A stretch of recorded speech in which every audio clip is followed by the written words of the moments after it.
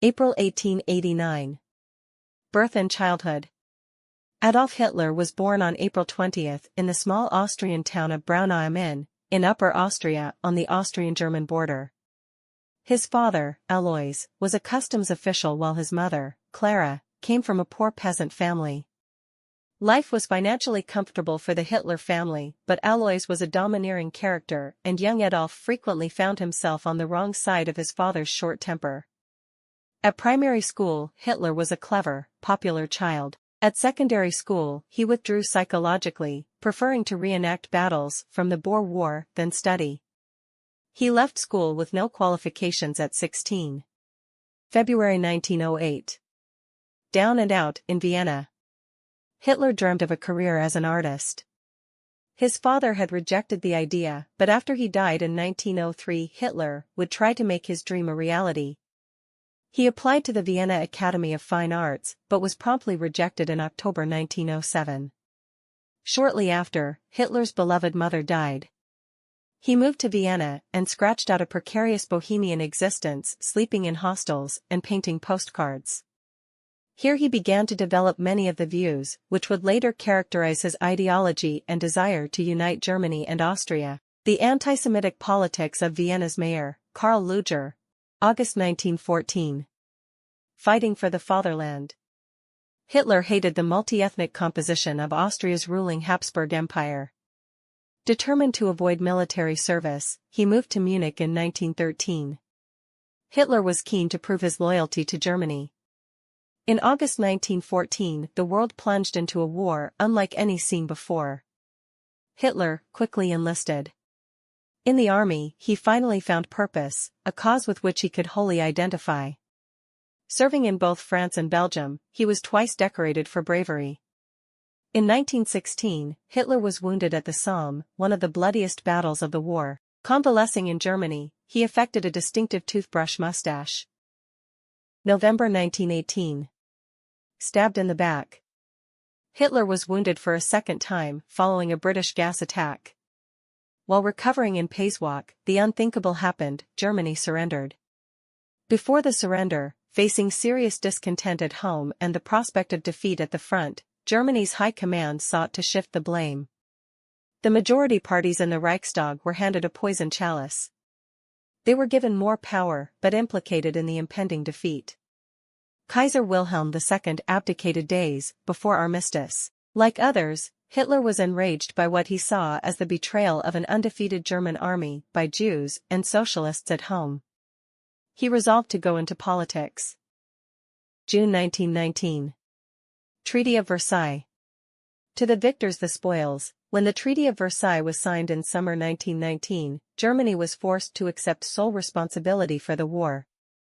Just as damaging, the peace obliged Germany to pay large amounts in reparations. The huge loss of territory it also dictated came as a devastating blow.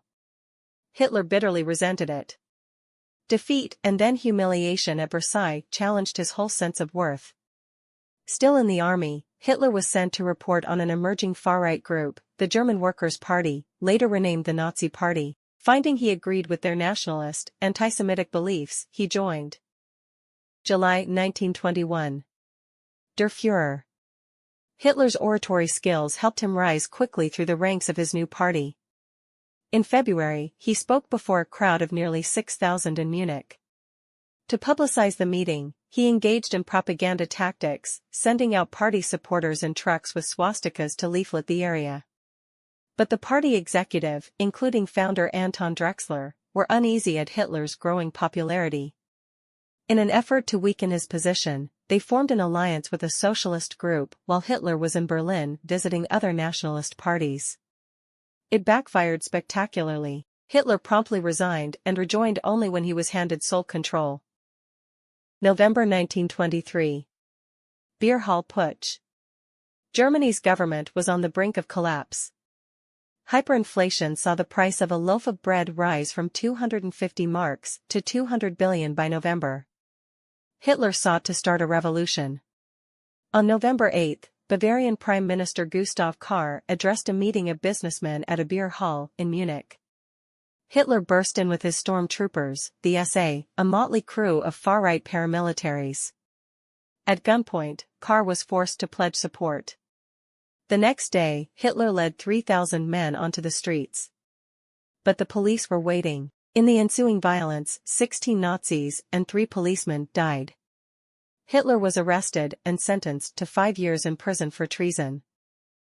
July 1925. Mein Kampf. Hitler served just 9 months of his sentence in the Bavarian fortress of Landsberg am Lech. Here he wrote Mein Kampf, defining his political vision.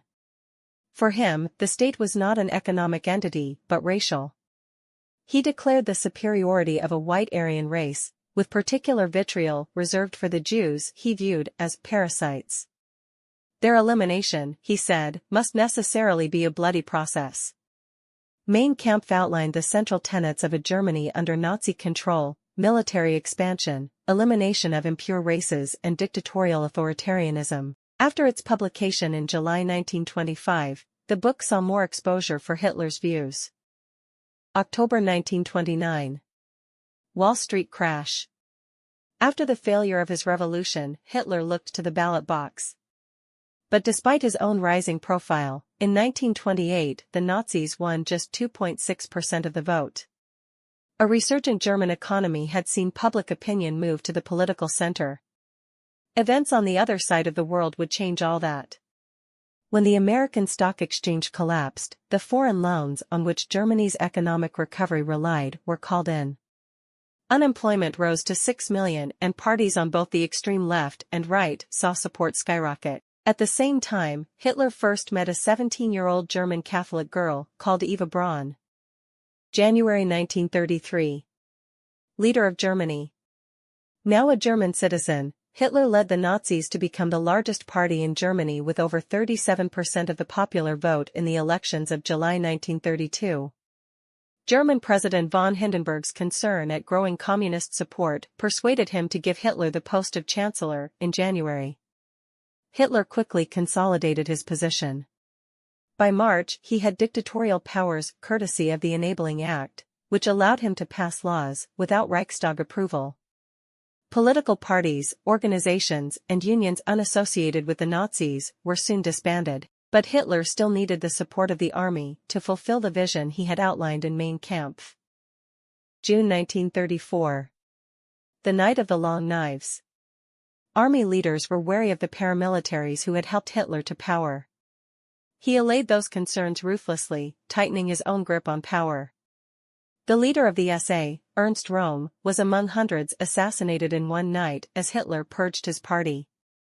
Röhm's commitment to continuing revolution was not conducive to Hitler's own ambitions. He could not tolerate opposition to his plans to suppress workers' rights and make Germany ready for war. The army, however, approved, and after President Hindenburg died in August, they supported Hitler's elevation to Führer. Hitler was now in total control. Nuremberg Laws. Since 1933, the Nazis had tried to exclude Jews and other undesirables from public life. In 1935 a new phase began: enforced biological segregation. At the annual Nuremberg rally, Hitler announced laws denying Jewish people citizenship and prohibiting marriage or sexual relations with people of German or related blood.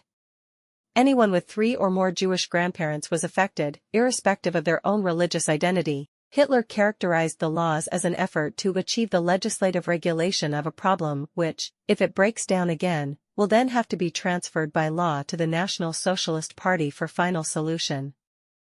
Appeasement and expansion. With his vision underway domestically, Hitler set his sights beyond Germany's borders. Lebensraum, territorial expansion, was next on his agenda. In March, Hitler triumphantly led Nazi troops into Austria, achieving his goal of unifying the country of his birth and the country he ruled. His next target was the Sudetenland in Czechoslovakia. Convinced that neither Neville Chamberlain, the British Prime Minister, nor his French counterpart Édouard Daladier wanted war, Hitler pressed his demands. At a conference in Munich organized by Chamberlain, those demands were met. Nazi troops marched into Czechoslovakia and took the Sudetenland. Hitler's revenge. Though he'd lost the gamble, Hitler was winning the war. Poland fell quickly. The blitzkrieg tactics of the German army destroyed all before them. When France surrendered on June 17, Hitler took revenge for the German defeat more than 2 decades before. Hitler ensured the French submission should take place at Compiègne, in the same train carriage Germany had been forced to sign the armistice ending the First World War. There, in a forest clearing, stood a monument to that day. Here on the 11th of November, 1918, succumbed the criminal pride of the German Empire. At the scene of Germany's greatest humiliation, Hitler now stood in triumph. 1941, New enemies. Despite the Nazi-Soviet pact, Hitler retained a staunch hatred of communism. Extension of Lebensraum in the East was always his ultimate aim. Hitler was extremely suspicious of Stalin. He'd initially planned to complete the subjugation of Western Europe before turning to the Soviet Union. When Soviet troops occupied the Baltic states, he decided to invade. Hitler was convinced the Red Army could be defeated in a matter of months. He was wrong. He compounded his error by declaring war on another powerful enemy, the U.S. February 1943. A wrong turn.